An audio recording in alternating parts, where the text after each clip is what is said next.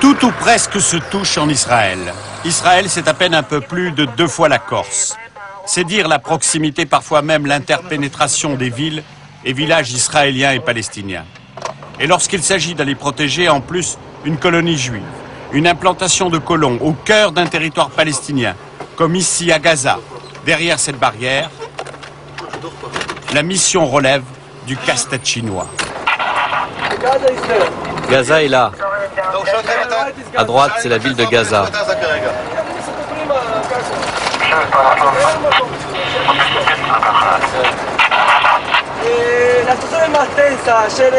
La situation est tendue. Hier, il y a eu un petit bombardement juste à côté d'ici. Avec quelle arme? Au mortier.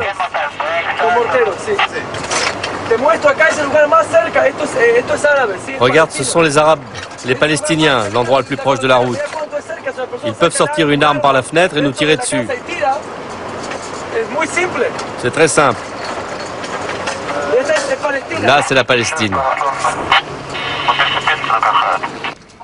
23 heures, un commando israélien va tendre une embuscade aux Palestiniens qui ont tiré sur les véhicules militaires. Une caméra infrarouge de surveillance filme en permanence tout le périmètre. Une dune de sable sépare les Juifs des Palestiniens. Ces immeubles sont ceux des faubourgs de la ville de Gaza.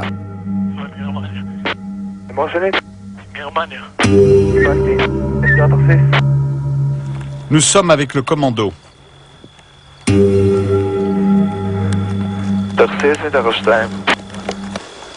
Qu'est-ce qui se passe là? On a entendu des bruits. Il va vérifier s'il n'y a pas des types qui nous regardent.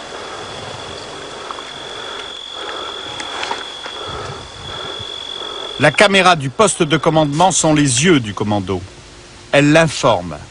Après un balayage de repérage, la voie est déclarée libre.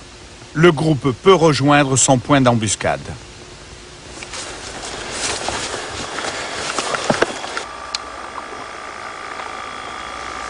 On est à l'endroit de l'embuscade.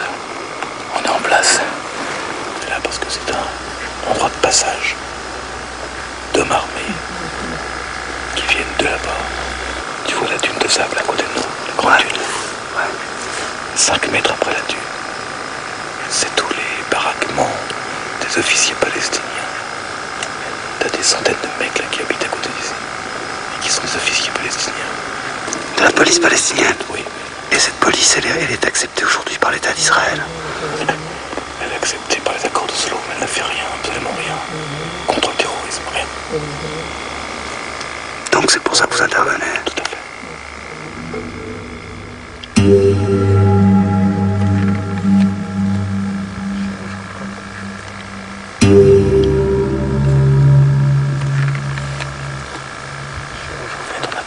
On va attendre d'ici quelques heures. En espérant de voir le gars passer. Et s'il passe, on descend. Les ordres sont catégoriques. Ouverture du feu sans sommation.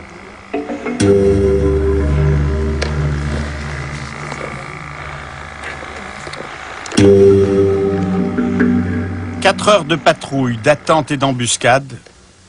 Il n'y a plus de risque pour les colons juifs implantés en territoire palestinien. Le commando décroche. Ce n'est que partie remise. La ville palestinienne de Jenin continue d'être bouclée. Toujours les suites de l'attentat du nord de Tel Aviv. Le but est de retrouver 20 Palestiniens suspects d'appartenir au réseau terroriste. La plupart des interpellés que l'on voit ici seront relâchés.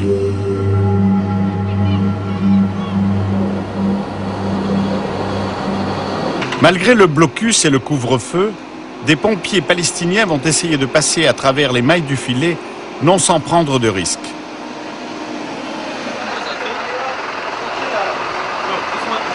Ils n'y parviendront pas. Des organisations humanitaires prendront le relais. Ils ont tiré sur le camion ici et le conducteur est sorti de l'autre côté.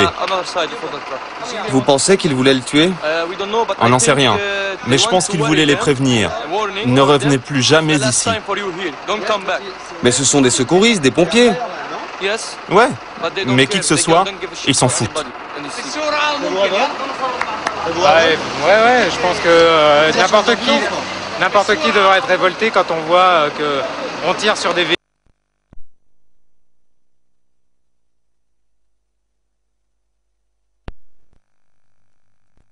L'attitude des soldats israéliens peut s'expliquer. Ils ont l'ordre de ne laisser approcher de leur position aucun véhicule civil, quel qu'il soit. Ils craignent toujours qu'il ne soit bourré d'explosifs. 5e et dernière nuit du bouclage de la ville de Jenin. Les soldats ont une mission délicate que nous allons filmer de bout en bout.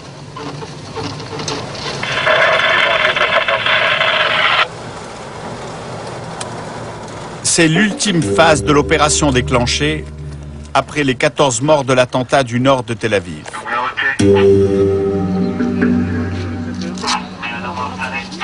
Elle commence par la destruction à l'explosif de la maison de l'un des kamikazes. Les artificiers disposent leur engin.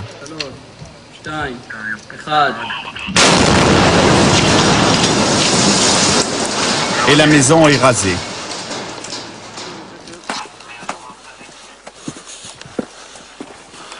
Le deuxième temps de l'opération de nuit peut alors commencer.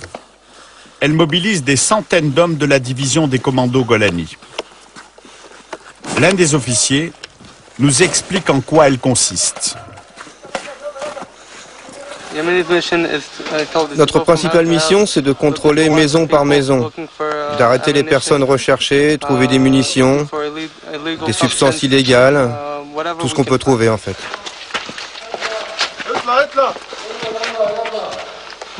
Ouvrez. Ouvrez. Quelques-uns des commandos que l'on va suivre parlent ou comprennent l'arabe. Seuls les hommes palestiniens sont interpellés pour vérification d'identité et contrôle de leur emploi du temps.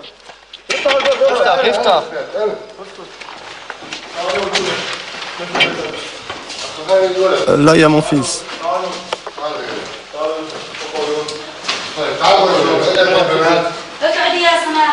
Nada, Sama, venez ici.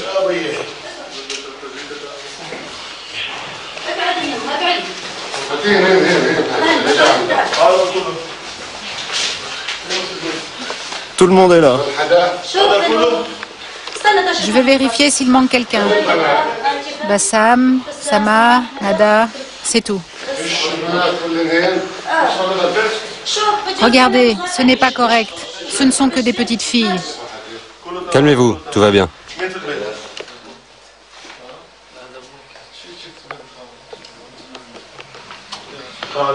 Toi là, Moi, mets quelque chose, couvre-toi.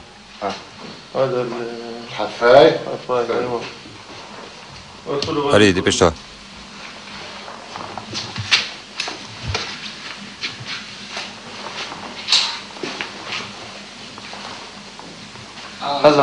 Allez, dépêche-toi.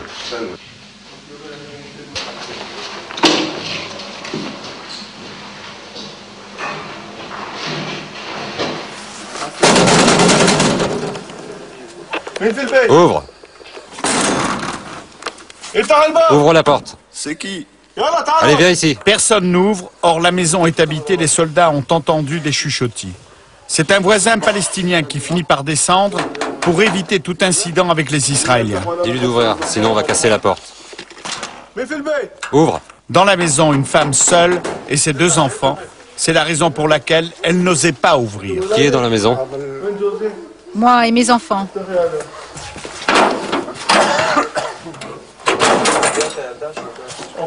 Reste là. Reste là, ne bouge pas.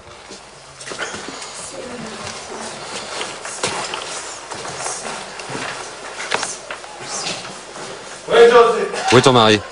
Il travaille. Il est gardien de nuit. Où est ton mari? Il travaille. Où? Il est gardien de nuit. Où? À l'université.